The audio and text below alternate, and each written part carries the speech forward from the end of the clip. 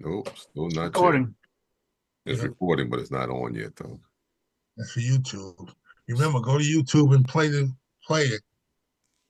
Even if you don't listen to it, take the volume down. Just get the views in. Did it, Shit. did it come on yet? Yeah, I Facebook. think you're on. I think we're on. Yeah, yeah, live. We're live. Yep, we're live. Good.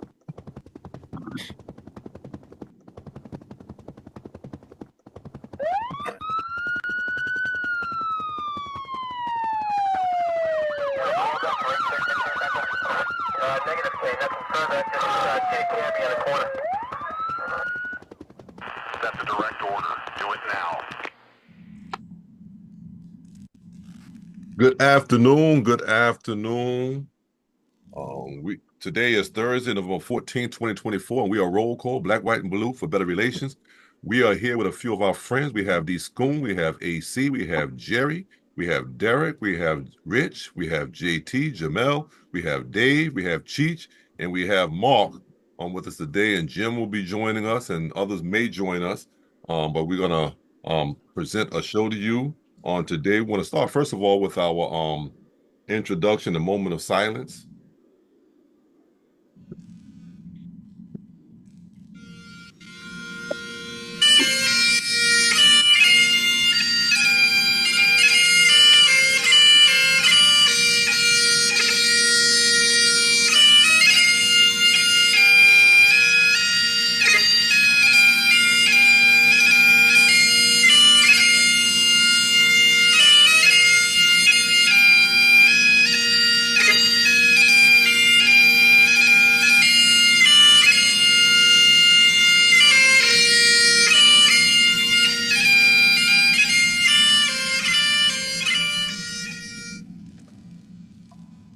Amen. Amen. We're going to start first of all with our disclaimer, and I'll read our disclaimer, and I'm going to ask Jamel to give us our statement of purpose, and then we'll move forward from there.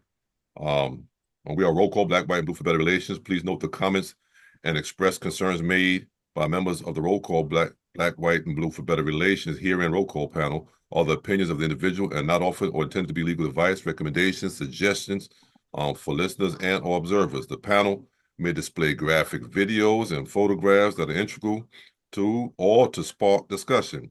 These videos or photographs are not intended to offend a viewer or listener. A panel member will give notice to the audience as to the nature prior to displaying any graphic or sensitive video or photograph.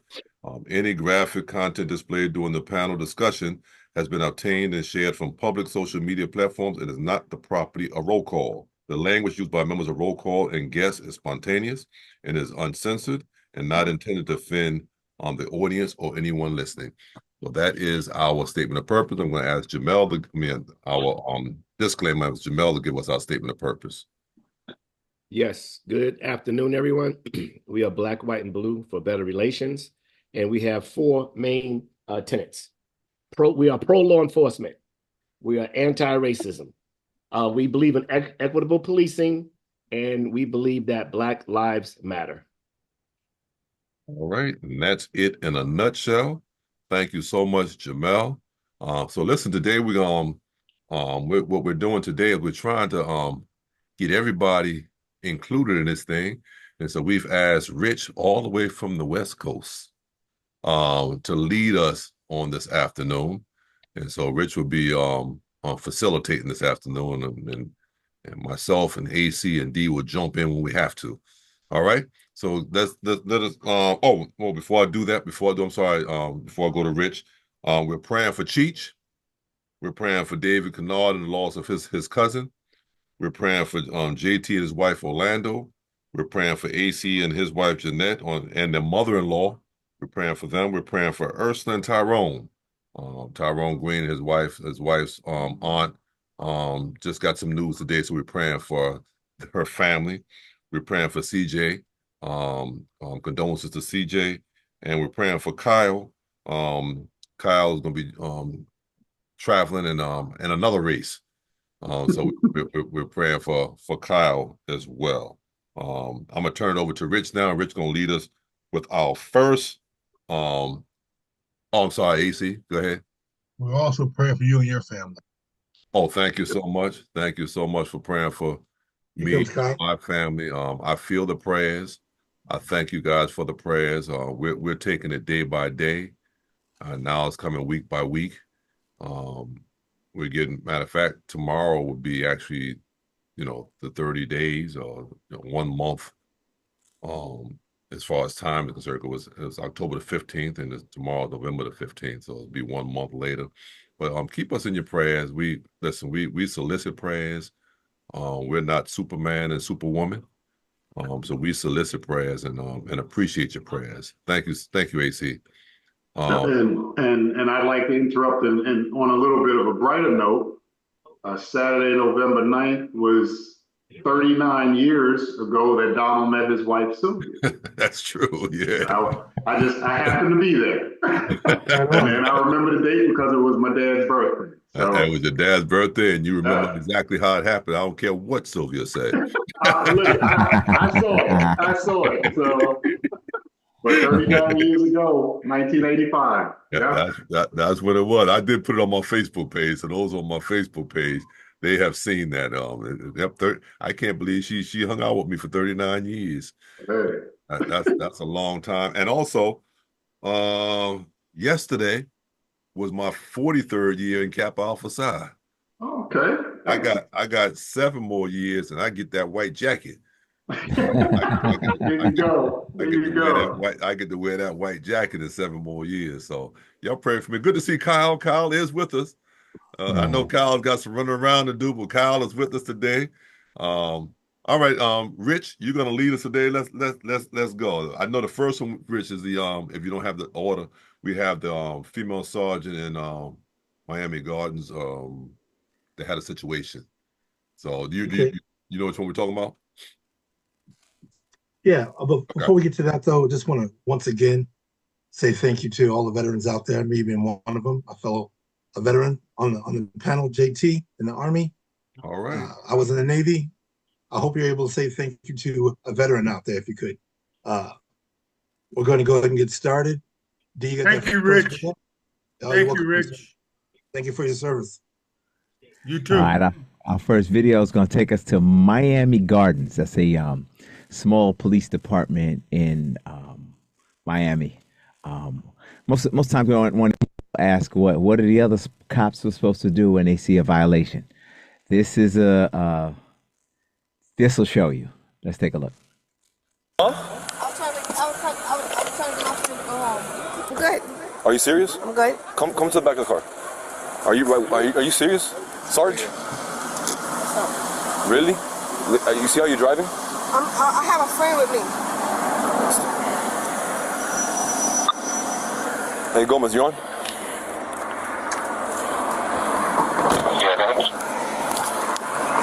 Give me a note, sir, please. Stay in the back of the car, please.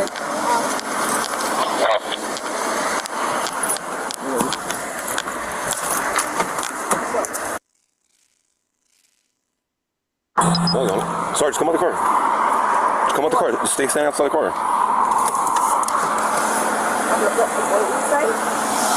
Stay right here. Sarge, stay right here.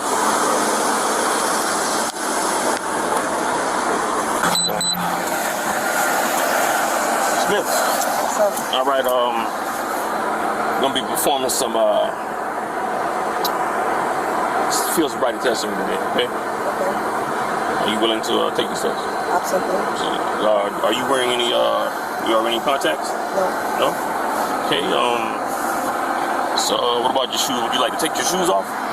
No? Okay. So we're gonna do something. Any injuries or anything like that? No? All right, so first thing we're gonna do, I need you to be back. All right, Smith. So I mean, you was starting sobriety test. You started sobriety test because they started told you not to. Yes, they advised me that Miramon's coming to take over. Okay. I mean, I started and now. So in the middle of the sobriety test, they told you no, right? Yeah, he told me to stop. My sergeant told me to stop. So. Conflict of interest? I don't know. Okay. I don't know. He told me to stop, and I'm just advising you that Miramar is coming to take over. Okay. All right? No problem. All right.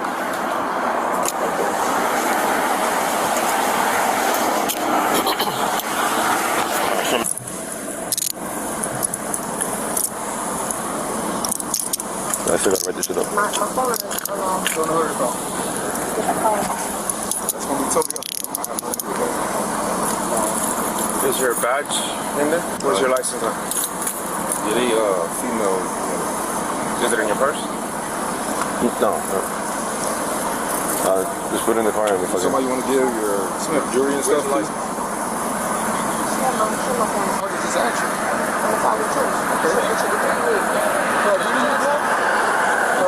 Deal. I don't have. I got my license. I got my number for you. You need my number? Did I police badge or police ID? Like your supervisor. To my drawing board. Jewel or somebody?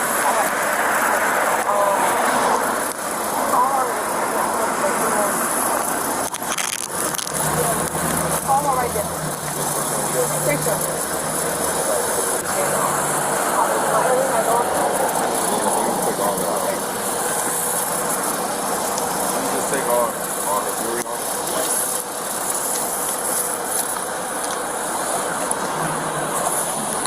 So she refused everything? Okay.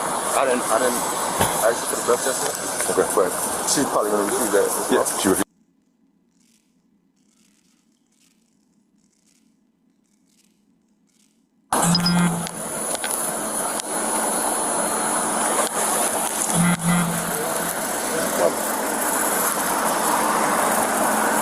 Someone said over here that you were shaking. 316? Listen. I'll tell you that.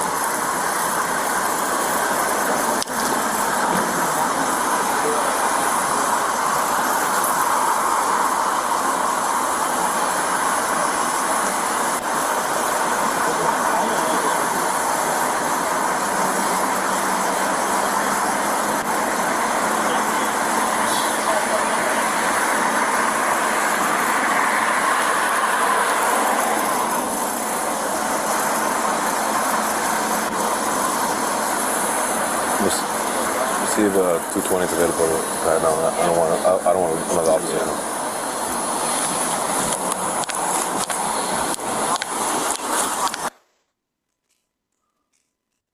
And there you have it. Okay, any hands on that? Any comments? No, that video wasn't very clear. It's kind of hard to understand what's going on, but well, can anybody just decipher like what was going on before we comment? Because I think he's got his hand. Go ahead, D. Yeah, okay. Yeah, I just want to give a little context. I didn't want to jump anybody. Mayor, to explain a little bit, Miami Gardens is a little department in the vicinity of Miami. Like, you know, like we have little separate departments. They're a little department. This woman is sergeant. She's off duty, driving the white vehicle there. Apparently she was swerving. The guys that work in her station, actually, these are guys that actually work for her, pull her over. But I guess they're not sure that that's her in the beginning. They weren't that familiar with the car. They pull her out. If you heard in the beginning, the one officer said, "Really? Seriously?" I mean, he was like, you know, really? This is what we're doing here? And he gets out of the car. Actually, she got back in the car, and he had to get her out a second time. She was cooperating, I guess, from what you see, but, you know, with a little bit of attitude.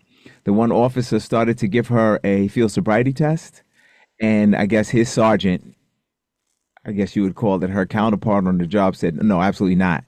Pulled them back, and then they had another local agency, I believe, Miramar, it's Florida. Miramar police. One of those officers showed up to actually do the arrest, and that's good protocol. That's a smart move.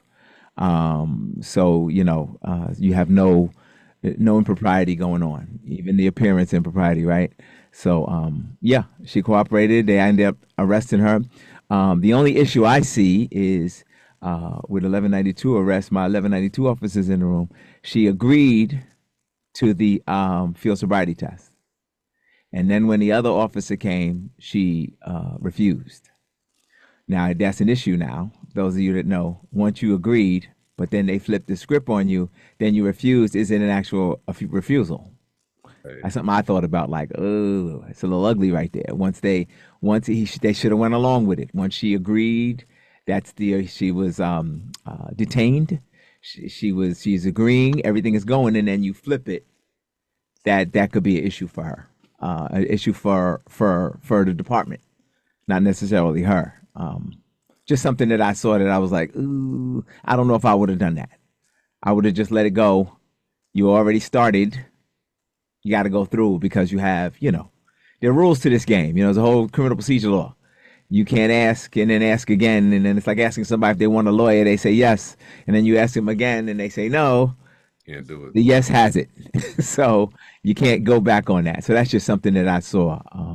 Hopefully I was able to give a little context.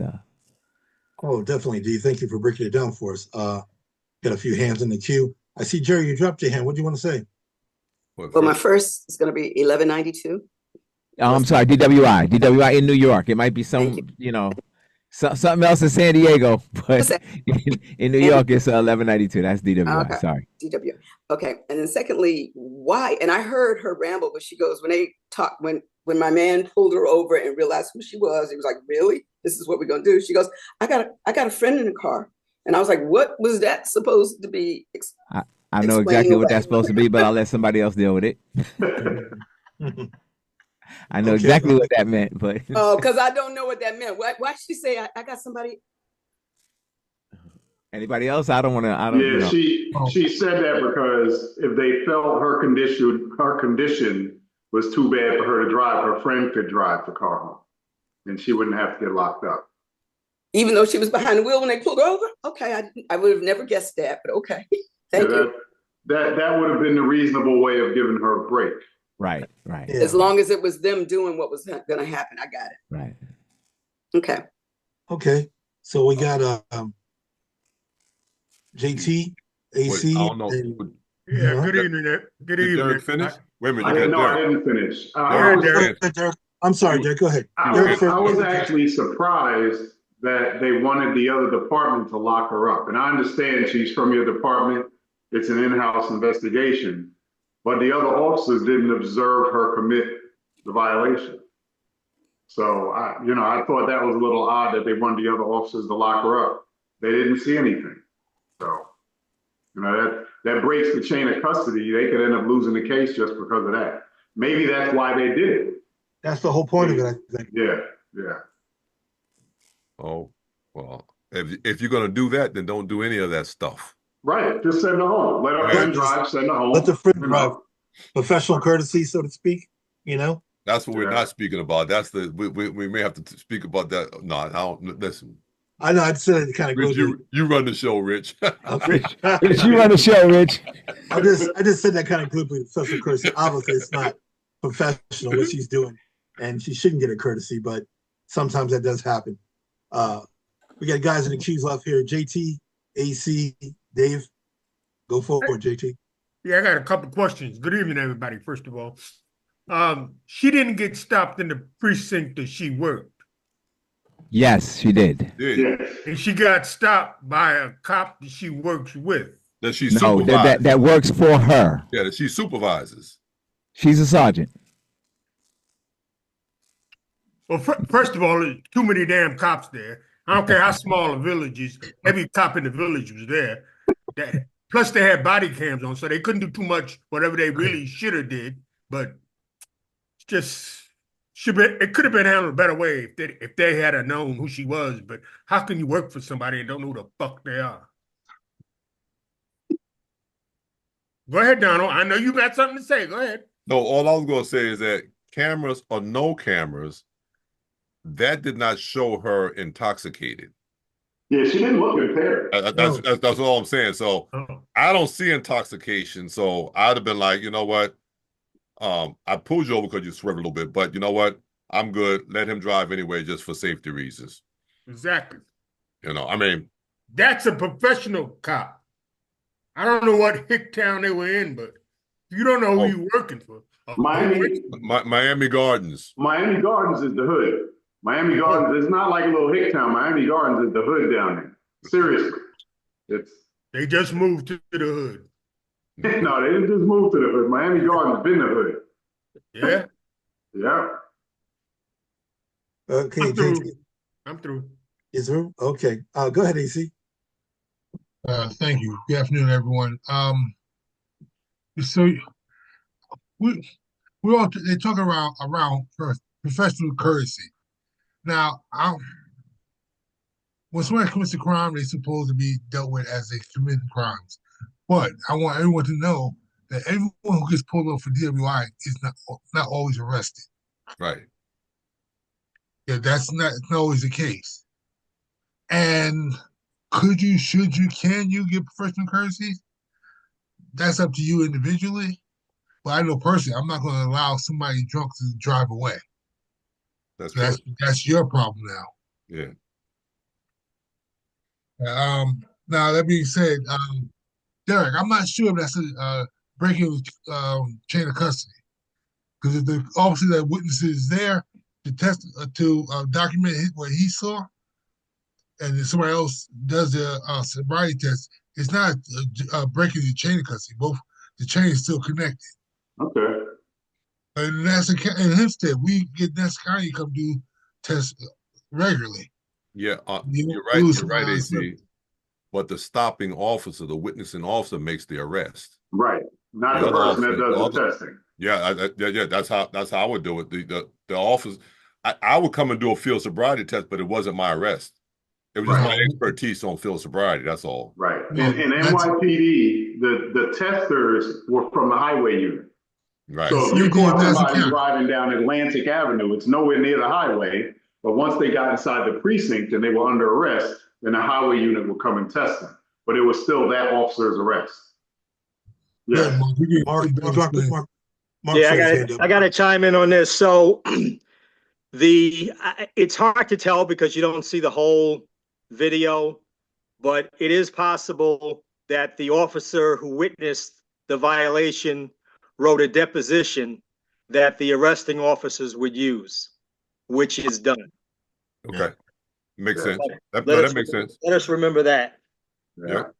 And they called another department that doesn't cover Miami Gardens. Miramar is adjacent to Miami, but they're separate departments because they're in separate towns, villages, whatever it is. But, Yeah, usually if you do that, you'll use a larger police department that has dual jurisdiction. So Derek's right on that part. Well, it's not a violation. Yeah, but you're still coming into an area that you don't cover. As long as it's not a violation, you'll need that geographic employment. So if you're working in Hempstead and someone makes an arrest in Rockville Center, you can cover that. You can leave Hempstead and go cover that arrest. Yeah, if you can make an arrest not in your geographic area of employment if it's not a violation. Well, if it's a misdemeanor or a felony, you can do so. I didn't say them making the arrest. I'm saying you have left your geographical area of employment to take over an arrest that someone else has made. Well, it becomes your arrest if you're arresting them. Okay, I've never heard of anything like that before. You work in the city. Y'all cover everything y'all do. Yeah, well, AC, I worked in the city too, but we did that. What? Took over the rest of another jurisdiction? No, normally Nassau County would. Garcia do patrol in Hempstead. Yeah, right, because Hempstead is in Nassau County, so Nassau County can take over that. Patrol in Hempstead. Right. Really? The state did too, though. The state came into Hempstead and did patrolling, but I'm just saying that it just Garcia doesn't cover. The state covers Hempstead. Garcia doesn't cover Hempstead. Right. I've been at Rockville Center to come in and do patrol because we've been in something big going on. And they will come in and do what? They'll cover patrol. Cover patrol? Yeah. Well, I can see that because they could do, like you said, they could do anything that's a crime and they can't do violations. Right. They could do crimes, but not violations. Right. And Jerry's asking that question. I understand, Jerry, because I'll be confused too. Because we keep saying the word violation, and as far as Jerry's concerned, Isn't a misdemeanor felony a violation? So No, it's a crime. Yeah, we got to clear it up for Jerry though. And not Right, for Jerry, for our listeners. Right. A violation is an infraction. It's an infraction. It's going to be a traffic infraction of some kind. A misdemeanor or a felony are crimes. A misdemeanor is punishable by up to a year, and a felony is punishable by more than a year. So most of what people get tickets for are infractions. Arrests are for crimes. Generally, you can still be arrested for an infraction, but generally, in lieu of arrest, a summons is issued. Hope I cleared up any confusion. No, I think you did, Derek. You know what? I'm just looking at this overall from my perspective. It seems like this is an event that shouldn't have occurred. They should have handled this. And I didn't like the way the body cams, the volume went out at certain locations. You didn't hear what's being said. It was a whole screwed up ball, I think. And I don't know, Kyle, if you agree with all the people involved in the handovers and all that, that wouldn't go well for any kind of prosecution. What do you think? You giving a no bueno sign? Is that what it is? Yeah, I'm not sure how it all would have, sorted out, but it's messy, and we don't like it. Right. And she doesn't look drunk. No, she doesn't. No. She may have been drinking, but she didn't look inebriated or unable to drive. And it would make sense. She has a friend. Just let the friend drive if the officer's worried about her being impaired in any way. But she didn't look sloppy, or she wasn't tipsy, falling over. She didn't slur a word. So that looked like a bad deal right there to try to get a conviction or even arrest her. So and she didn't need to take her heels off. She was she didn't want to take her heels off. That guy sounded like a rookie to me. They was a field training officer. They wanted to have something to do. I don't know. Mark, you got your hand going? Go ahead, Mark. Yeah, just to answer Jerry, the reason why, Jerry, is when you do a sobriety test and they have you walk a line, they want to give you the choice of whether you want to do it in heels or flat feet. Because if you walk unstable. I understood why he asked. I understood why he asked, but I also knew she said, no, I'm good. So that's why they also do the contacts, because if they do the Stagmus test, they have to see whether you had contacts in. So the questioning was correct in what they did. Procedure was right. Oh yeah. Yeah. He just didn't sound confident to me though. I don't know. Anybody else feel that way? He might have been apprehensive just because of the rank she was. It's like, once again, you don't know how much was cut out of that, and it's really hard to understand the whole context of it. You'd have to really watch, kind of like what D does normally, where he just goes over tapes and tapes and tapes and to really get a true gist of it. Yeah, I don't think this video really gives you a true gist of it. I agree with you. Hey, so Dave, you're next up. Go ahead, Dave. Yeah, I didn't feel comfortable with that, man. I think it's going to get thrown out. And plus, how do the other cops in the other jurisdiction feel getting called to that kind of shit? You know what I mean? Like, you can't handle this shit yourself. Why are we here? You know? And then I don't know, man. And was it a male? Did she have a male passenger or a female passenger? Female.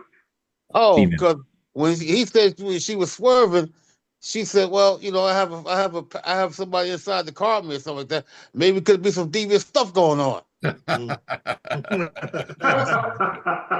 Hey, Dave, it still could have been devious. I'm just saying. You know what I mean? I'm just saying. If that was a guy driving doing that, he had somebody car with him, and she rubbed his leg or something. You don't know. Yeah, right. Come on. Right. Definitely dubious. I mean, if I'm in the car and I got Halle Berry in there and I'm all over the place, officer, she grabbing my leg and stuff like that. I'm trying to drive straight. I mean, come on. Been there, done that. All right. I see. You had your hand up, you put it back down, or? Hey, David, you get Halle No, Berry, it goes I down. want you to take a picture of her. All right, just a couple of points I wanted to make really quick. In the CPL, it specifically states for some agencies, town adjoining town, village adjoining village, for your geographical area that you cover. So in this case, that kind of made sense to me that it's the adjoining town. Maybe they have an understanding. With all of the transparency that needs to be happening, whenever it's one of our own, we get the next town, we have that understanding. That's a possibility. But in the CPL, it states that specifically. So if you have a town that is close to yours, you have as much, if it's touching your town, you have as much you get much enforcement as you want to do in that town. It's just the way the CPL is written. The other thing I want to say, Rich said something about the body cams. When you're dealing with body cams, and some of the videos we show, you'll know it's silence and you'll freak out a little bit. Remember, I said this in the beginning. The first 30 seconds is going to be quiet. Okay, it's a, let me try to explain this again. It's a backdating of the body cam. What happens is it records 30, records 30, records 30. And then when it's on, it already recorded that 30, but with no sound. So when you switch from body cam to body cam, you're going to have that little time of no audio, just because they want the video and no audio. So the camera's literally always on for the last 30 seconds, but it has no sound. So we can understand why it sounds like that. It's nothing nefarious going on. It's just the way the cameras are made. For me, this was horrible. Looking at the video, I didn't see that she was, sorry, Jerry, DWI. I was going to say 1192 again. That's why I said sorry, Jerry. It didn't look like she was DWI. And that first officer that comes up, you make the determination. I don't know how it works in other jurisdictions, but for the state police, I make that determination, no one else. So if I'm determined I smell the odor of an alcoholic beverage, glassy eyes, I make that determination. I make a determination if it's impaired or it's DWI. All of those things come up, and that comes from that first officer. What we also have to make room for is there's an agenda here. I watched the movement of the different officers. We've all worked with different officers, and those movements there were some issues. The other sergeant, who should have come over and take control of the arrest, those of you supervisors, he was back there. Why is he back there? Why is he calling the shots from way back there? And she knew who it was, because she definitely said it was Charlie, and there was he don't want nothing to do with it, but he's giving the orders. So it seemed like there was something nefarious going on here, and that's why it's probably going to go away, because it's not handled properly. There's a proper way to handle this. This is not, oops, I don't know what to do. There's a proper way to handle it. AC, I see your finger. Hold on. Wait till D's finished. That's it. I'm good. Okay, go ahead, AC. Before you go, Cheech, and relate to what D said, I'm just thinking she might have been ahead of him on the lieutenant's list.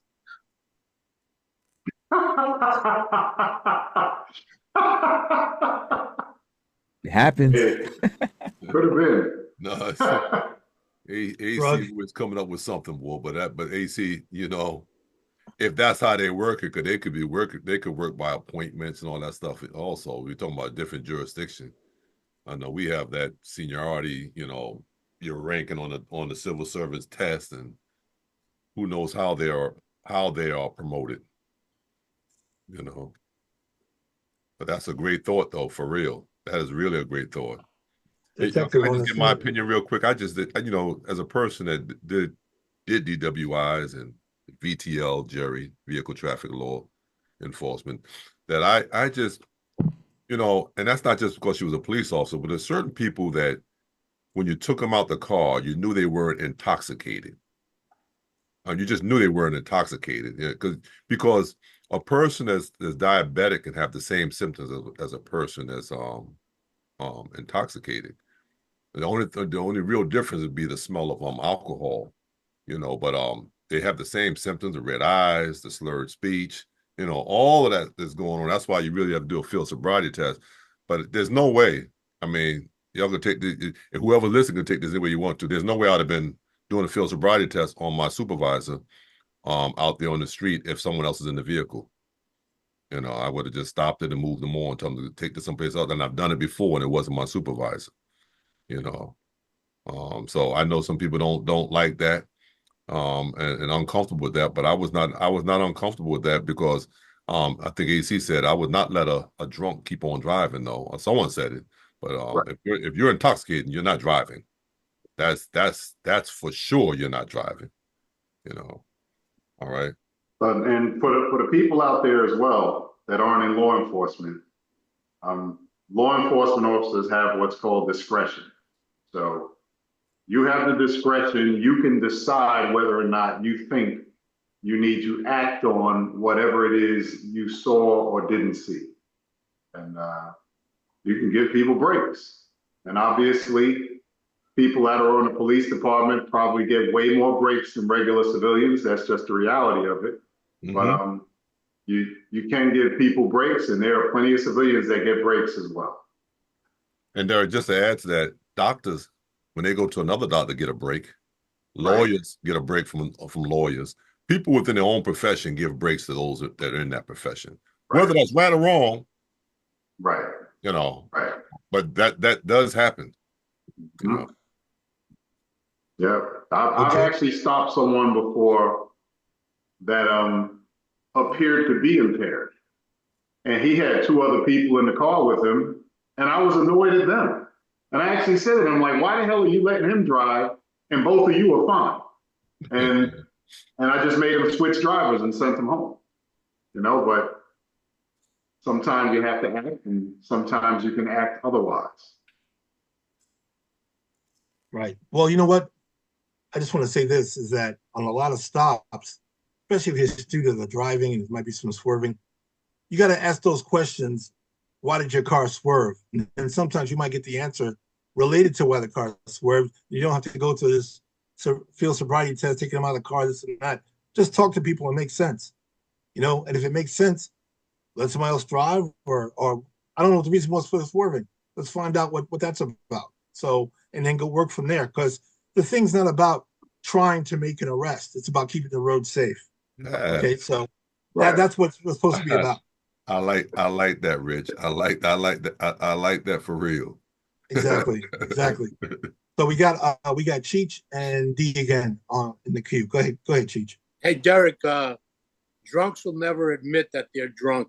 I dealt with that a lot in the clubs when I ran security, and we would try to stop them from leaving and seeing their friends trying to take the keys from them, and they would never want to give them up. It was always a fight. So they never, you know, according to them, they're not drunk or they're not. Okay. I just wanted to go back when Dee spoke. I know a lot of us here speak in abbreviations and codes, like Donald said, VTL, vehicle traffic law. He explained it. Dee talked about CPL. That's just for our audience. That's criminal procedure law. I just wanted to mention that. Okay, go ahead, Dee. Okay, just real quick, a couple of quick points, and then we can move on if you guys want to. Derek said something awesome. We have discretion. The thousands of stops that I made, the person decided what was going to happen. I want you to be clear. All of this, police officer gonna stop you, and then you come out firing, or there's no decisions that have been made yet. I'm trying to figure out what's going on. She could have been tired. I haven't had a drink my entire life. I've never drank. I swerve all the time. Something might fall. I might see something. There's a pothole in the road. Somebody might be stopped ahead of me. I swerve. There's all reasons to swerve, so we can't use that as to think somebody was drunk. I've been tired, and it seems like, you know, you get out of the car, you might think they're impaired, and you find out they're only tired, or they looked, or a cigarette. And you remember back there in the days when people used to smoke a lot, the cigarette would fall and burn them, and then they'd swerve because they're getting burned. Rich said something. The idea is to keep the road safe. We always arrest, throw them in jail. Those conversations happen secondary, tertiary. Those are conversations. The idea is to keep the road safe when we make stops. And my supervisor in the room can attest to this. The idea is to keep the road safe. Stop a person, find out why they're doing whatever they're doing, and then there might be some corrective measure that you can do. The only time it raises to enforcement, i.e. a ticket, let me be clear, I don't want to use terms again. Enforcement, ticket, and arrest is you decided you wanted it to go there. You understand? It's one of us per million people, right? That's how many people out here. I'm just keeping the road safe. But if you decide you want to take it to a judge, help me, Kyle. You most certainly can. I'll write this thing up. We can do that. But it doesn't necessarily have to go there. And I think people that get stopped, and I watch these videos, you take it there. I look at the poor officer. He wasn't even thinking. He was just letting you know, put your seatbelt on. You know, don't drive down this road. Don't watch those serrated. Keep it moving. And you decided, well, you know what? I want to take it to an arrest. I don't think you had the right to bother me. Okay. The money's in your pocket, not mine. So I just want the listening public to take into account the decision isn't made when the stop is made. We have cameras now. You're locking us in. I wrote a lot of tickets, but I gave a lot of probably twice as many tickets as I had. People got a break, or what they considered a break. I just said put the seatbelt on and keep it moving. Don't do that anymore. Make sure you slow down. Take it easy. You're swerving. You're tired. Is there somebody else that can drive? All of these things, but you take it there, and not knowing what happened in this particular incident. Jim put something in the chat. What was that you said, Jim? Let me look at the chat real quick. I thought it was important also. Oh, I got to go too far down. Maybe I'll get it later. But Jim, go ahead. Give us what you got, Jim. Yeah, I'm mute, Jim. Jim, you're still on mute. You're muted, Jim. There you go. Okay, there you go. I think I was referring to the mandated versus in the CPL itself. It states that an officer may make an arrest for various blah, blah, blah things. The only difference is in domestic violence where the officer must. Domestic violence, right. So when you're talking about discretion, it's very easy to describe. An officer may make an arrest. That's the discretion. They may or may not. May not. Mm-hmm. By law, they're okay with that. Okay. Let's go on to the next thing. Before we go next, I'm checking the chat here. I don't see any questions, but I want to thank Sylvia Butler, Donald Coleman, Beverly Houston Wells, Colleen Ball, Renee Henderson, Eva, Isabel Jordan, and Karen Caffey. Thank you all for being here with us. If you have any questions about what we're talking about, just go and write it up on the chat. We'll try to address it, okay? So going forward, D, to the next video, I'm going to set it up for you. I haven't seen the video that you do have, but this shooting occurred yesterday here in San Diego. And an officer from my prior department, the Harbor Police, got shot in the hip. What happened was a suspect shot two people in a vehicle. It was a double homicide. He was running around the area. There was a BOL for him. One of the Harbor cops showed up to help with the city police looking for the guy. Turns out the officer involved that got shot was out on training, phase training from the academy with his field training officer. Some gunfire ensued because somebody called and said the guy's hiding behind an electrical box. And they had video of the guy actually hiding behind the electrical box. The trolley passed by, shots rang out. They sent the dog in to check him to make sure he wasn't still active. He wasn't. Then they moved in with about 20 officers with shields, body shields, and they rolled in and they took him into custody. He later died at the hospital, and the officers in the hospital are recovering with the shot to the hip. So that was just a little, update on the video prior to. Go ahead, D, let it roll. Deadly shooting that happened this morning near Little Italy. Police tell us two people were shot on Union Street and West A Street just before 8:30. Our Tony Shan is live from downtown with the very latest. Tony.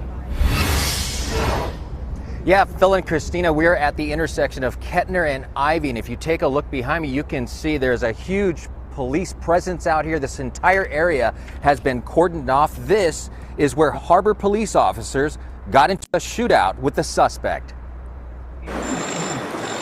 It all began here in the 1300 block of Union Street at around 8:20 this morning. This is where witnesses say someone walked up to a car and opened fire on two people inside, killing both of them. San Diego police officers quickly responded to the scene. And about 45 minutes into that investigation, officers from the San Diego Harbor Police Department were in the area assisting with a suspect search. Chief Scott Wall says officers located the suspect near the crack shack on Kettner Boulevard in Little Italy. Witnesses say he appeared to be hiding in a cul-de-sac. Moments later, they heard what sounded like a war zone. How many shots did you hear? I don't know, maybe 20, like 20, 30, I don't know, too many shots. It was a lot of gunfire. Yes, a lot of. Workers who were in the process of opening up the crack shack say they immediately hit the floor. It was a scary moment, to be honest. We're just like laying on the ground, and that's all. You just got down on the ground? Yeah, that's what we did for like 40, 30 minutes. The suspect suffered at least one gunshot wound and was taken to a nearby hospital. A Harbor police officer who was still in training was also struck in the hip area during the flurry of gunfire. Chief Wall commended the officers for their bravery. Their ability to run towards gunfire and to courageously engage this individual, I believe, saved lives. Right now, we are still waiting for another update from homicide investigators from San Diego Police. We want to find out who these three people are that were involved in the initial shooting. And we also are trying to find out a possible motive for that first shooting. Meantime, the chief of Harbor Police is giving a press conference right now. Our Alex Harmon, who is a photographer for Fox 5, just gave me an update. He says this is what the chief just said. He says the officer is awake, alert, and in good spirits. Surgery was concluded at noon, and right now he is in recovery. They're not revealing his name, of course, for privacy reasons, but he's only been part of the team for 3 months, and he did confirm that, yes, he did get shot in the hip area. So good news there. That officer is going to be just fine. Reporting. Oh, Tony, very good news. Okay, there we have it. Just as I reported, that the young man is in training. He's on phase training, came out of the academy, scheduled to go back after being out in the field for a week or two and go back to the academy. He's with a field training officer. So he wasn't alone with that. And like I said, that's that shared beat area, Little Italy. I mean, it's very close to, where we're at on the waterfront. So a few blocks up. So a lot of times, because that's not actually our beat that he was actually on. He was just in an area looking for the suspect based on San Diego PD, putting out a BOL, be on the lookout for the suspect. I mean, my thoughts just based on what occurred, it may have been a situation, a love triangle gone bad, I think, with the man and woman the car killed and him running around the area without a good plan, whatever he was doing. So I see we got hands up. AC, Jamal. Go ahead, AC. Yeah. First of all, thoughts and prayers to those who lost someone in that incident. But something I don't think other people might think of. They did a great job with that tape on that scene. Those of us who do perimeter work, the taping is not that easy, but very important. And also, secondly, that officer, I hope he gets well, get back to it soon. He's gonna have the best story to tell when he comes back to the academy. He goes back. Oh yeah. Okay, Jamal, go ahead. Hey, good afternoon, everyone. Well, to piggyback on what AC is saying, I wish that officer a speedy recovery. But, it just goes to show our viewers that, you could have police officers from another jurisdiction or another town and how they, will come to the assistance and the aid of other police officers. It just goes to show you the testament of the bravery of a lot of the men and women that are out there, doing the hard police work.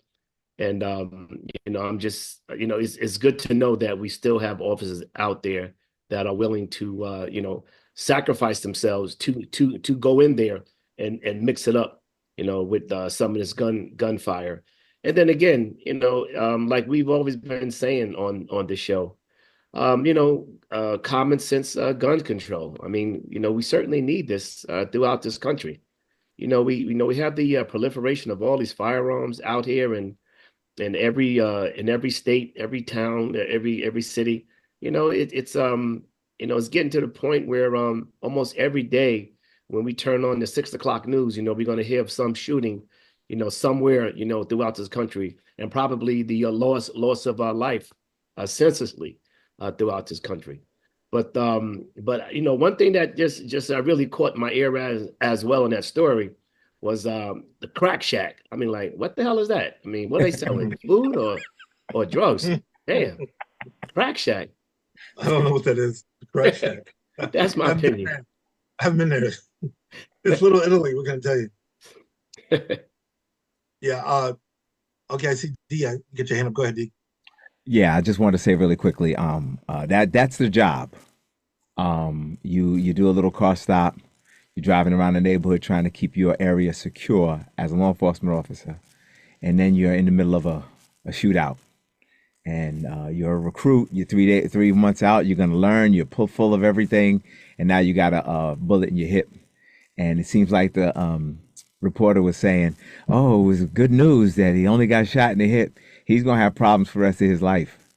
The hip is nothing to play with. So, but the mindset is what I'm getting into.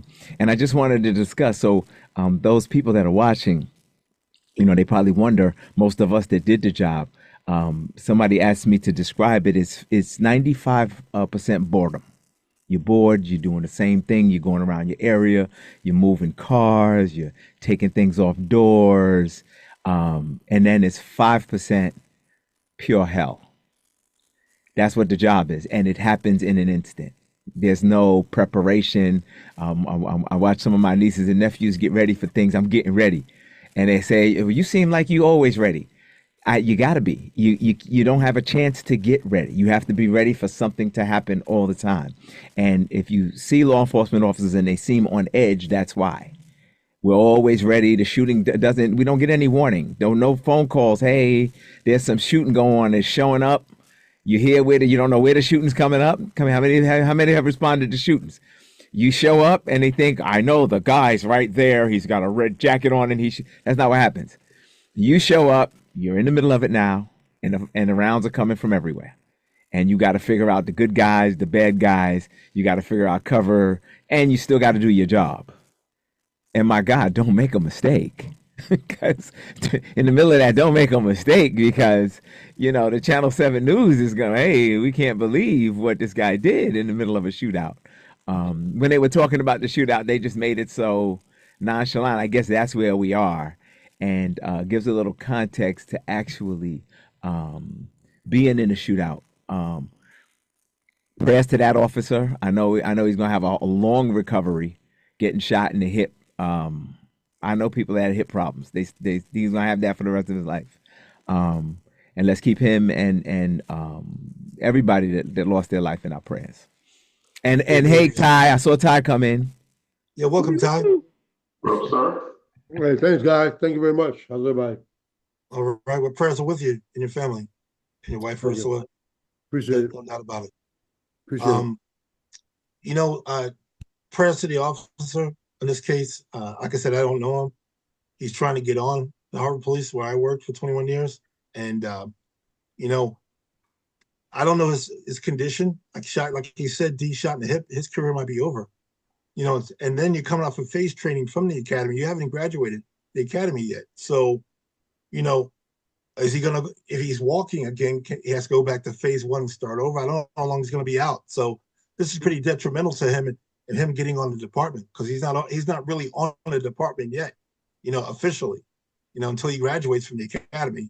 And then who knows? So, prayers to him and his family. Hopefully he can get back to walking, running, and complete the process and get on. So, like I said, in the blink of an eye, it can happen. So I know it's in a hard place. I came out of the academy. I went straight to graveyards, and on that same shift, I got into a pursuit, and a chase. We got him stopped. It was a hot stop. My training officer and I broke leather at the same time, pointing at the vehicle, giving officers, orders to the people in the vehicle. It was occupied by 3 in a truck. And it was kind of a crazy night, but it just, my first day on the job, boom, I'm breaking leather, got my gun pointed at a car, so that's how fast it can happen. You got to be up for it. And, you just never know. It could be as quiet as hell. You got donut in hand and all of a sudden you got to drop it. Why you got to say donut? Why you got to say donut? Well, because on graveyards, that's a staple of the donut. So what's our next video, D? Jamal had his hand up real quick. Oh, okay, go ahead, Jamal. Yeah, no, I just wanted to piggyback on what Rich is saying, but listen, thank God, posthumously, he wasn't given a detective shield because he was killed in the line of duty. So, thank God, the bullet, somebody wasn't a great shot, and it did, he didn't lose his life. So thank God for that. Yeah, the video I saw, I heard the gunshots, and it was a flurry of shots, and like that one guy was saying 20 to 30. That's what it sounded like. It happened that quickly, and the video I saw, they actually had the suspect hiding behind an electrical box, and you could see the suspect hiding. And then you could see the trolley came by, and it was like 25, 30 gunshots. And then the trolley left, the guy was down. They sent the dog in, dog sniffed him, see if he's still active. He wasn't active. And then they rolled in. It was pretty cool just watching the video of 20 officers, 4 in front with shields, full body shields going in towards them, and then they take him into custody. So it was a pretty dramatic video. But, So what's next up, D? What do we got? Our next video was sent to us by Mark. Much appreciated. This is to show you, we were just talking about how things jump off in a matter of seconds, moments. You don't get you're not prepared and things just happen. This happens in a store. I'm not really sure where it is. It looks like not in this country, but it's a good depiction of things just happening quickly. Let's take a look. The owner of the shop is truly a genius. When 2 people attempted to rob him, he remained calm, showing no fear or intention to resist. The criminals were confident that their plan would go smoothly. However, they had no idea they were dealing with someone more cunning than they imagined. With quick movements, the shop owner ran toward the door, jumped, and successfully locked them from the outside in a matter of seconds. The 2 robbers were taken aback. Their faces turned pale as they realized they were trapped. They tried everything to escape, lifting the door, kicking it, even shooting at it, but it was all in vain. Their once overflowing confidence transformed into panic. This incident shows that in difficult situations, panic won't solve the problem. Calmness, intelligence, and courage are the keys to victory. Truly, this shop owner is a genius, isn't he? The image is great video there. Great what happens when they turn the tables on these suspects trying to rob. We got the Q, we got Jamal, we got Cheech. Go ahead, Jamal. Oh man, I love it. I love it when well, listen, he took a risk. I wouldn't suggest anybody take a risk like that, but listen, it worked in his favor. He really turned the tables on those knuckleheads. Listen, it's always good to see that when the bad guys get caught in their own act. And listen, I'm glad that that shop owner, he had the he had the enthusiasm, he had the wits, and he had the stamina, to do what he did, to pull that garage gate down like that and trap those culprits inside the room. So good for him. Kudos, man. Okay. Rich, you're on mute, Rich. Yeah, you're on mute. Go ahead, Cheech. Rich is on mute. Oh, Rich. I got you. I'm sorry. Go ahead, Jim. I see your hand. Go ahead. Yeah, I just a comment. Did I see that shop owner get him an attaboy in there at the end? Yeah.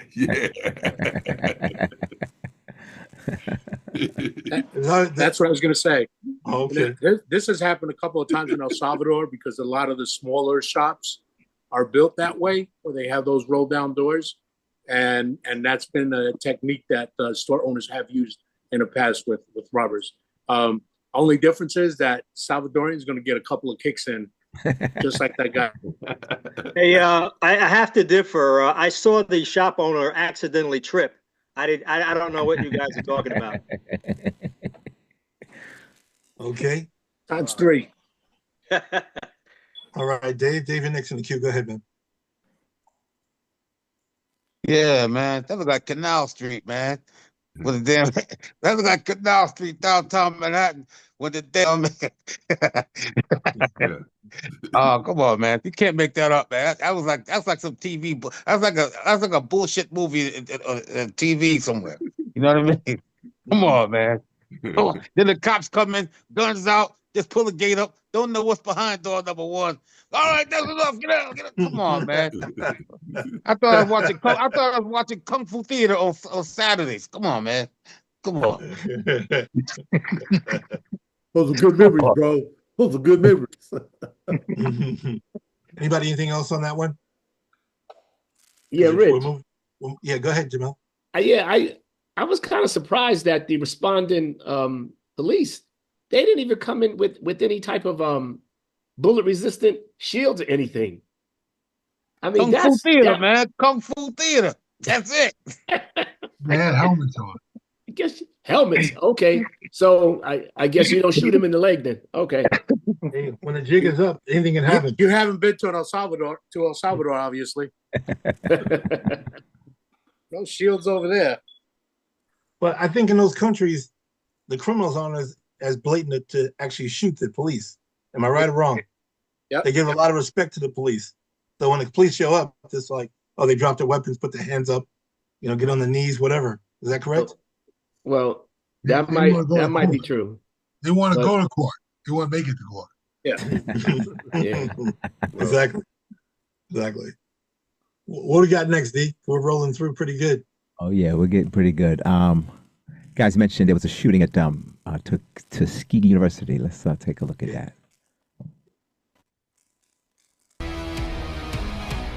We've got breaking news overnight. Tragedy strikes at Tuskegee University's homecoming celebrations. One person was killed and several others were injured in a shooting.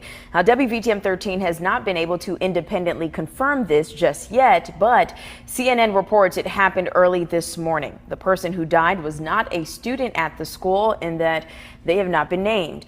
Miles College played against Tuskegee for its homecoming football game yesterday. Now, the college posting on a statement on social media saying, quote, "Our hearts are with the Tuskegee family as they face the tragic aftermath of the recent shooting on campus." Now, this morning, we did call campus police just moments ago, and we were told we have to wait for an official release from the university. So we'll update you as new details come in.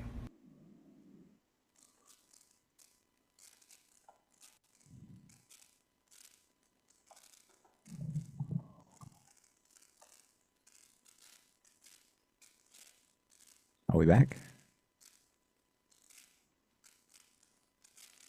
You're on mute, bro. On the mute. Yeah. I just had to take a quick break on that one. That was pretty short. I see we got hands up already. Go ahead, Cheech, and then Dave.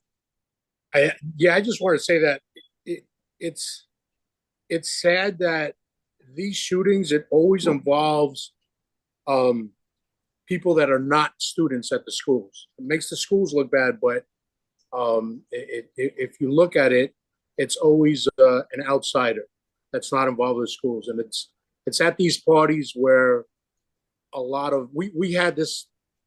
It wasn't as bad as Tuskegee, but here at Wake Forest University, a few years back, also a party after a game, and there was a student shot and killed, unfortunately. But it was someone who was not a student at the school, and it always seems to be the case in these parties. Okay, Dave, go ahead. Yeah, it's been it's been a hell of a lot of shootings at HBCU homecomings, man. Down here, there was a shooting at Bowie State. There was a shooting at Howard. Last year, again at Morgan State this year. Last year at Morgan State. Come on, man. It's all people who have nothing to do with the college, man. You can't keep them fools in the classroom in high school, but they want to go to college and shoot it out. Come on, man. I don't understand it, man. A lot of HBCU shootings, man. The homecomings here. They just want to go to those parties. Want to be involved there. And on another note, we had a little scare here after the Winston-Salem State University, it's a HBCU, here in our town, and it came over right away on the news that a couple of people were run over and a vehicle was hit during the parade, the homecoming parade. It turned out to be accidental, thank God. People were not injured seriously, but I believe it was 6 people were taken to the hospital. The driver did come to a stop and then somehow rolled into the parade and ended up hitting a bunch of people and hitting one of the vehicles in the parade. But it was a scary, when it first came out, we automatically thought that it was intentional. Yeah, sometimes you got to watch out also for, others that want to interfere and ruin the event. These outsiders, these anarchists, whoever, they've got their own motives why they want to do stuff that cause problems because people are enjoying themselves, So that's also a factor. These outsiders that want to wreak havoc and ruin a celebration. So that does happen. I see, Mark, you got your hand up. Go ahead, Mark. Yeah, that was a good introduction for my question. Does anybody know the nationality of the shooter? Yeah, the black guy. I was? Okay. Yeah, black guy, and the guy he killed didn't go to college there. And I think it was 15 other students shot, and someone was shot and others just injured. Yeah. My fear, the reason why I asked that is just the current nature of what's going on and the atmosphere of what's going on with all these hate groups coming out. I just hopefully don't want an uptick in these type of attacks. So I'm although it was a awful situation, I'm kind of relieved that it wasn't racially motivated. I agree. Just to answer questions that are on the chat here, Donald Coleman asked whether the officer would be compensated for his injury. Yes, he will be compensated. The situation is, will he still have a career? So that's up in the air at this point. Isabel said it was the Crab Shack, not the Crack Shack. So it was a Crab Shack, not the Crack Shack. I was like, wait a minute now. So you got to crack the shell. Shack. Got a crack shack? Man, you got a whole shack? Hey, go ahead, Mark. What's the address of that Crab Shack? No, I'm teasing. My question really was, actually my answer was, normally in a situation like that, if the officer's not able to complete his career, they wouldn't fire him, but they would give him a disability retirement, which is not what he joined and what he really wants, but he will be compensated that way with some type of disability, where maybe get 50% of his salary, which won't be a lot. So he'll have to, at that point, find something else he can do. I think Gary Johnson got that, right, Mark? Gary had more years on the job. But this guy was a rookie and he was still in the academy. Right. So I would hope the municipality would take care of him.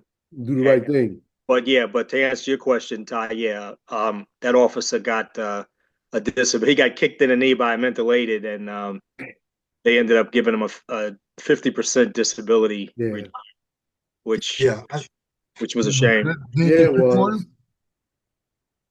I thought he got 3/4. No. 50%. He didn't get 3/4. No. And he kind of got forced off the job, but that's exactly. I remember. Yeah. See, that's kind of slippery. Him still being in the academy, I'm not sure what benefits he would get, his amount of compensation. I know the Harbor Police who actually work for the Port of San Diego. It's just like, the Port District in New York. They're usually pretty good about taking care of people. I would assume under the circumstances, Rich, because of the fact that he was doing something heroic, they would compensate him. The other thing too, certain municipalities have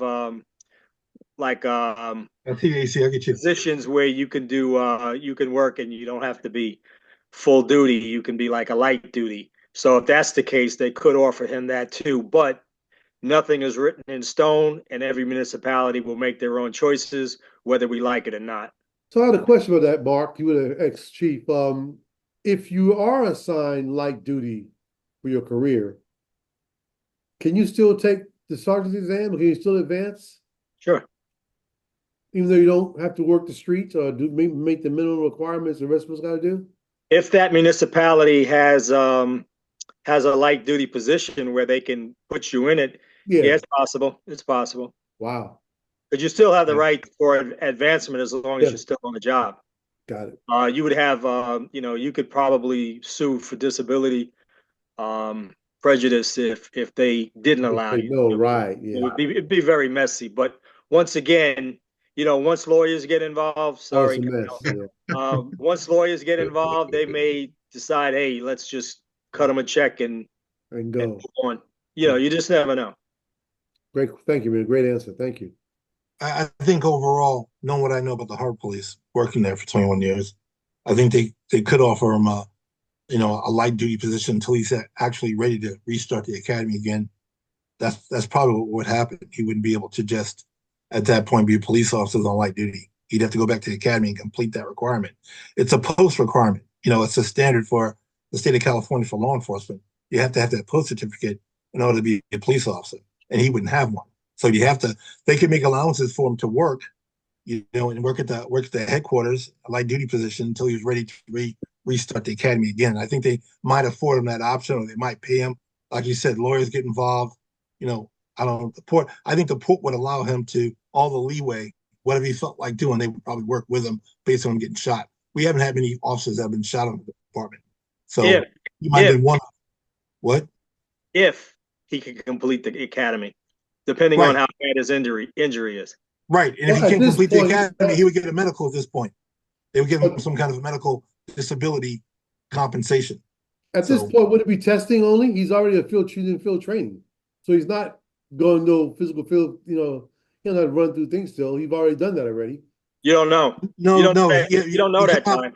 You come out twice, right, for phase training. So this was a phase training he was out on. I don't know if it's his first or second, but still phase training. You're still in the academy. He hasn't completed the academy yet. In our academy, once you went to field training for 6 weeks and you came back, it was all classwork. No, you guys came out, Ty. You guys came. Sorry to cut you off, Rich. You guys came out, and then you had to go back to the academy. Yeah, we did. We did for 3 weeks, but we didn't do anything. Well, it doesn't matter. But we didn't go boxing. You still had to fulfill. AC, put your hand down. I got you. He can go back and just sit around for 3 weeks, and if he can, and take the test and pass certification, and then hopefully be offered a position. I just feel bad that he's going through this. It's all speculation. We don't know how that department operates. And like I said, once lawyers look at it, they may be like, you know what? Here's a check for him, medical disability, and cut bait. Yeah. Sounds like cold. I said, they'll take care of him. Whatever it is, they'll take care of him. But he has to have a post certificate in order to be an official police officer. So they just can't give him one while he's on light duty. He has to complete the process. So, yeah, we're the same way. We gotta get the certification. Yeah. So go ahead, AC. You had your finger. Go ahead, man. Yeah, it's a reference to the legality of how this works out. We're talking based on New York or Hempstead. We get hired before we go to the academy. Some departments hire you after you get to right. That's right. So that's maybe I don't ask Rich. Is that the case? Are you assigned to a certain department until you complete your certificate, your qualifications? Actually, you're hired by the Harbor Police to attend the academy. So you're actually getting paid while you're in the academy. It's not a whole lot, but you're getting paid. And then the academy you're going to is in Miramar, and it's actually the city police academy that we send our officers to. Now, it used to be separate, where we send some officers to the sheriffs and some to the city police. I went to the sheriff's academy, which is a shorter academy but more intense, because the people that graduate from there have to go to the jail, so it's a different kind of training. It's more physical. The San Diego PD Academy is more paperwork, procedure, and the sheriff's academy is more tougher because sometimes you'll be in a situation you got to fight for your life, and they train you to do that. So it's a 4.5 month academy for sheriffs, and it's 6 months for the PD Academy. My question is, are you a certified officer before you go to the academy? I mean, a sworn officer, that's certified. Or you're a sworn officer before you go to the academy or after? After. You're sworn after. Okay. You're just a trainee going to the academy. In the state of New York, there are police departments that have you working for up to a year and a half sometimes before you go to the academy because they don't have availability to get people to the academy. The actual swearing in when you're hired makes you sworn. No, not for my department. Not in Mine either, but there's some places in upstate New York. I'm sure D might have ran across a couple of people who have been to the academy who are working. Well, AC, weren't you sworn before you went to the academy? Yes, yes. So you were actually a police officer before you went to the academy? Before I went to the academy. Yeah, I was okay. working 6 weeks before I went to the academy. Yeah, I know that because I was around there when y'all were Yeah. walking cars and picking For up police, donuts and for police sound. income, yeah. Yeah, me and CJ worked for like 3 weeks before the academy started. We were sworn in 3 weeks before the academy started. All I know is I got paid. Hey, my first week in the academy, I got a paycheck. Yeah. What? So I worked 3 weeks before I went to the academy. Or 2 weeks, Oh, like 2 wow. weeks. Okay. And my first week in the academy, somebody delivered a pay. Was it Mikowski or Redson? They delivered our paychecks for us. Wow. To the Okay. academy. All right. That long? I started working Monday, got paid on Friday. Yeah, but, so I went to the academy on Monday, and we got paid the following Thursday. Out of the blue. You know, we did an assessment and we were missing checks. I'm glad you put that up, Ty. Oh, that money's long. Hey, D, you had your hand up. Did it fall back down? You ready to go with something? You're on mute. You're on mute. Still muted. My bad. Yay. I apologize. We were talking about we were using terms like 3/4, and I see Jerry looking up. 3/4 of what? And half. So you understand. Normally, when if you get injured in the line of duty, or you get injured on the job can retire you, and you can get 3/4 of what you make for the rest of your life. Natural life. And yeah. it's not taxed, so it's almost like a full paycheck that you'll receive for the rest of your life. Yeah. In some instances, you could get half. The normal retirement, I know with the state police, after 20 years, you get half. Yeah. And you're not taxed for the state, but you are taxed with the federal. Just to goes give a full little board, right? context of. Go ahead. But is that Okay. half what you were currently making since this guy just came in and he's probably at the lowest salary you're Half. You half what you're currently making. Yes. Yeah. Half is just half, regardless of what your salary is, Jerry. Right. No, I'm just saying, unfortunately, the guy's only 3 months in and it's half of what he's making now. And that's why Mark made his statement earlier that it wouldn't be much anyway. Right. Yeah. So, Now, I also wanted to say there's a police standard with every job, every department. I think we were talking about earlier. You with the state police, you go 6 months, you get 2 years worth of college credits in 6 months, plus your physical fitness, plus you actually get a certificate, which is a diploma. That there's a lot of things you can't do if you don't have that. So we think, I know some guys were hired first, and Still got mine. yeah, if you don't have that stuff and you go someplace, that's the first thing they start asking you. If you have to testify somewhere, you got to answer for those things. So that's just something I wanted to keep in mind. We were talking about the physical fitness with the state police, which might be different. We had to, at a certain point, we had to qualify every year. So it wasn't just you get through the academy, you're Gucci. That's not how it works. Every year you had to come to the senior physical fitness coordinator, and you have to qualify. And no matter what was going on when the Twin Towers came down, we were on top of buildings doing it, because you had to do it because there was a monetary component to it. Not only did you have to pass and get through, and they can use that if there's an issue to get you off. So if you don't get through that physical fitness at a certain percentage to stay on the job, they could use that to get you off the job. So just to keep in, I know we think, well, once you get in the academy, then you're a law enforcement officer, you're good. No, you always have continuing. You have to physically fitness. You have to come down to it every once a year. Sometimes it's once every other year. If there's a contract situation, you might have to do it for 3 years in a row. Just to keep that in mind. I just wanted to be clear with that, so people don't think once you get out of the academy at 21, at 50, you have nothing to do. It doesn't work that way. You got to still every year come in. Different numbers. We use the Cooper's norms. Different numbers, which Cooper's norms are police norms. Oh, I'm sorry, Jerry, I'm watching you. Police norms all around the country. So there's a standard that you have to meet in order to go out there and work. Otherwise, those other things the guys were talking about, where you're not going to be on the street or on the road, you'll be in the office doing something. If you can't make it and you'll have a certain amount of time to make it, and then they can, decide you don't want to be here anymore because you don't want to get to that physical standard, because you got to be physically fit to do this job. I don't know whether I had to say that, but Fortunately, yeah, that's not for every job, D. what's that? Unfortunately, that's not every department. And you see guys grabbing heart attacks. Like should you're going to write a ticket and you grab a heart attack.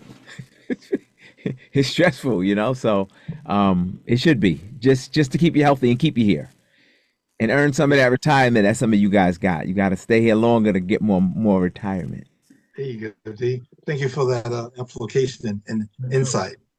Derek, you have your hand up? Yes. So the physical standard that you have to meet when you graduate from the academy or prior, once you graduate, that's it. You can stay on that job for 40 years, and you can stay on the job until you're 63 years old, and you never have to take another physical test again on that. You do have to qualify with your firearm each year, but outside of that, there are no physical standards once you graduate, and that's obviously unfortunate.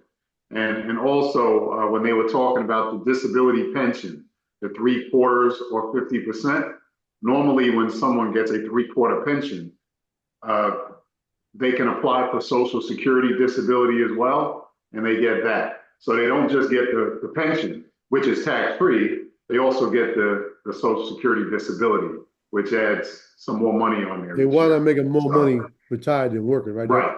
I was gonna say they end up just fine. Yeah. They end up just fine. Now, once you get that, then you're limited in the things that you can do physically as far as work or working around your house. You get investigated and the investigations never end. Like they can investigate you 15, 20 years down the road.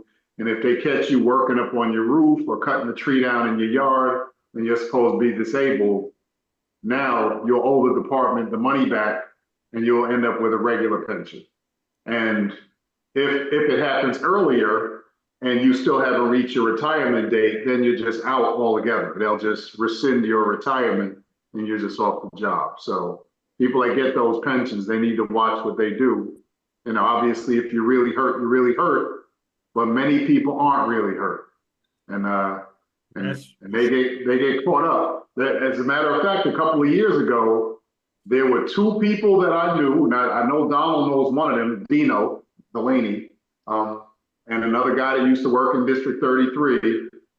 They got caught doing some things after receiving a disability pension, and they had to pay money back and go down to a regular pension. And there was another gentleman, and I don't know which department he retired from. It may have been NYPD.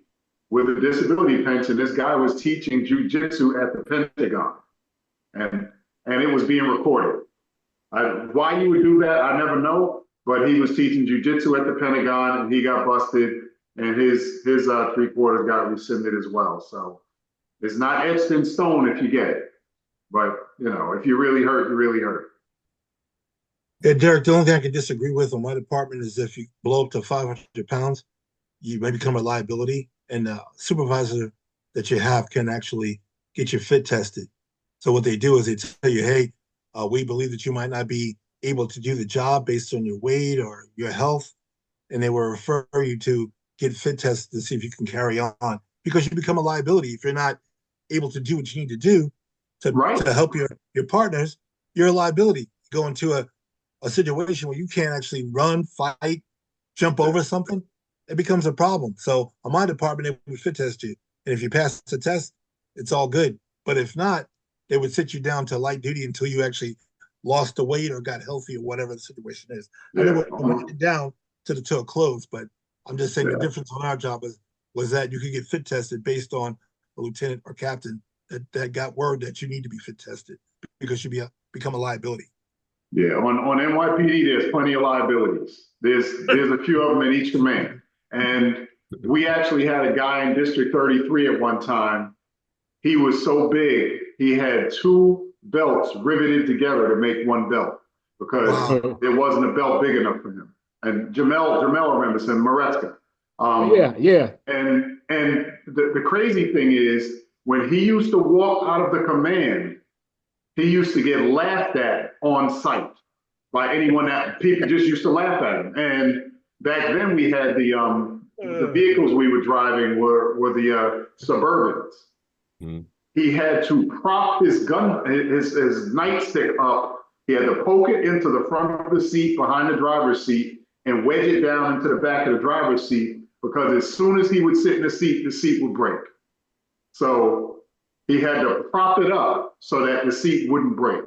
And the only testing that NYPD does after someone graduates is it's called fit testing.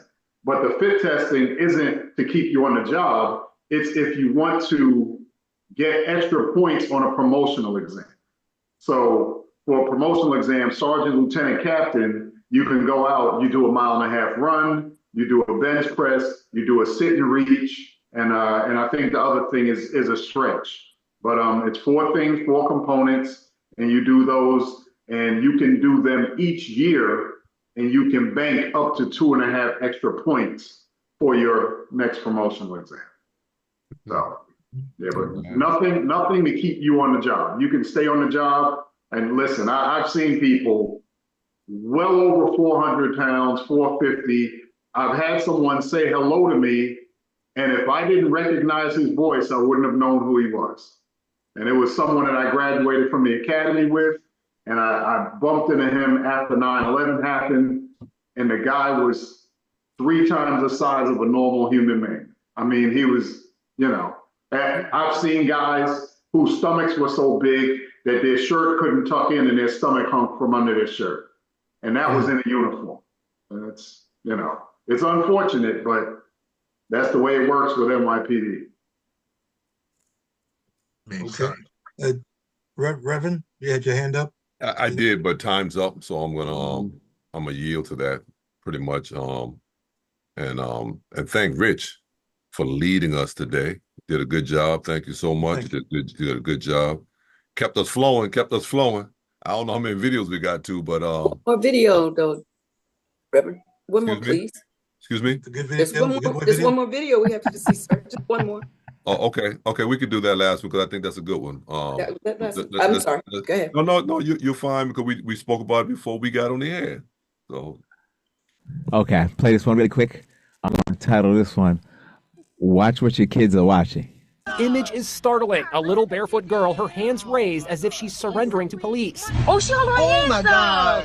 She walks towards officers. Oh my God. The woman recording the video seems to think one officer is pointing his gun at the toddler. The truck! Are there any other adults in the car?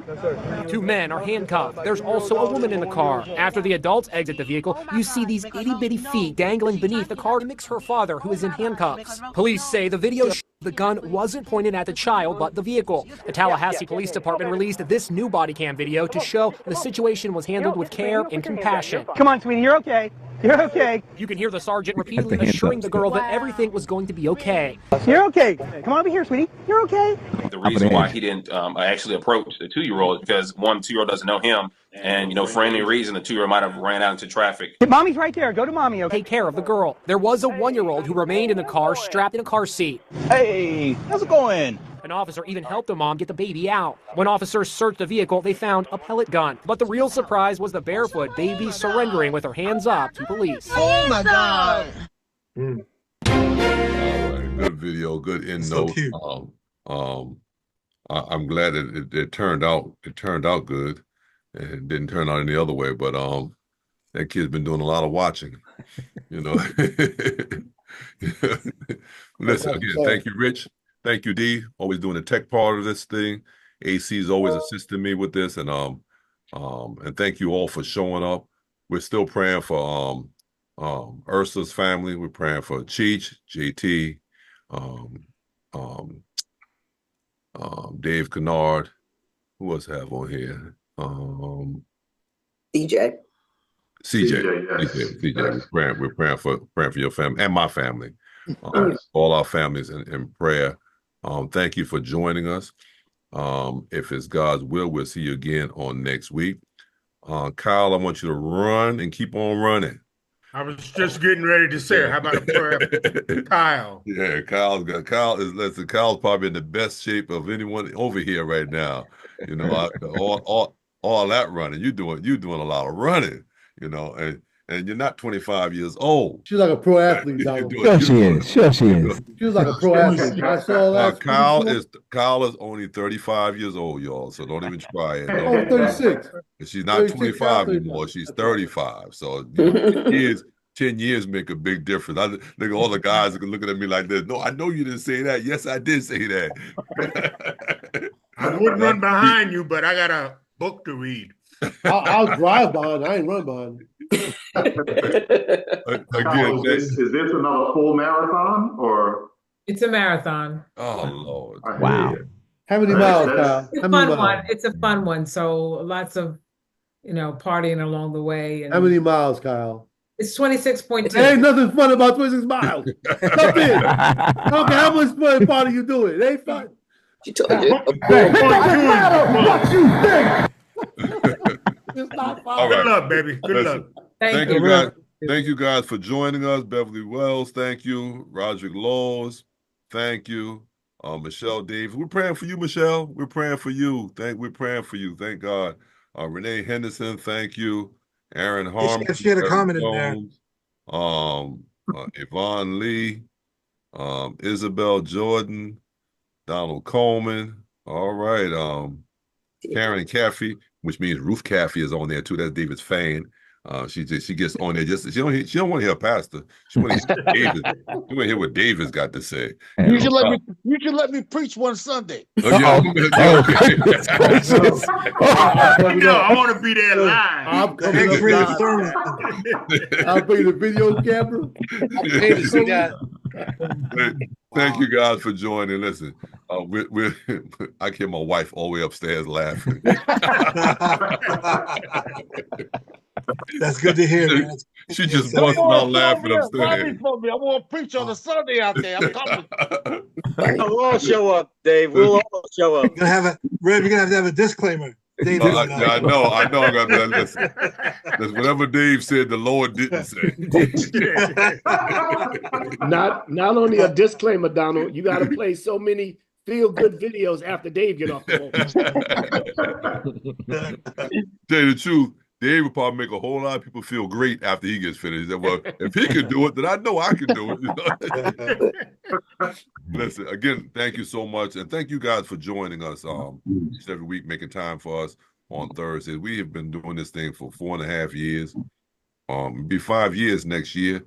I thank God for your participation and your willingness to be here and help us out. Let us pray.